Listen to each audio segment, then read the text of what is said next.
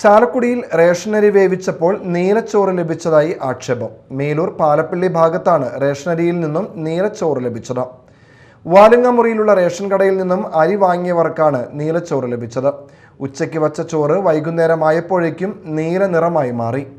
വിവരമറിഞ്ഞ് civil supplies ഉദ്യോഗസ്ഥർ സ്ഥലത്തെത്തി അരി പരിശോധനയ്ക്കായി കൊണ്ടുപോയി.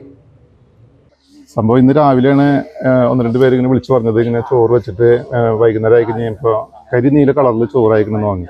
അപ്പം നമ്മളിവിടെ വന്ന് നോക്കുമ്പോൾ നമുക്ക് കണ്ട അതിശയം തോന്നും.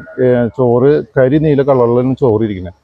അത് അവർ പുറത്തേക്ക് ഇട്ടിട്ട് അതൊരു പട്ടിയോ കാക്ക പോലും വന്ന് എടുക്കണില്ല. അതേമാതിരി കാക്ക വന്നിട്ട് അടുത്ത് വന്നിട്ട് അത് പറന്നു പോവാണ് ചെയ്തത്. അപ്പോൾ എന്തോ ഒരു അസ്വാഭാവികത നമുക്ക് കാണുന്നുണ്ട്.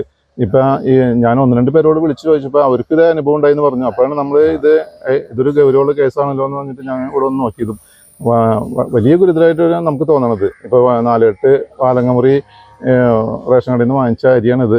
അപ്പോൾ അവിടുത്തെ ജയച്ചേനെ നമ്മൾ വിളിച്ച് സംസാരിച്ചു. അപ്പോൾ ജയച്ചേ അവിടെ ഒന്ന് പരിശോധിക്കാമെന്ന് പറഞ്ഞിട്ടുണ്ട്. ഇവിടെ വന്ന് നോക്കിയിരുന്നു.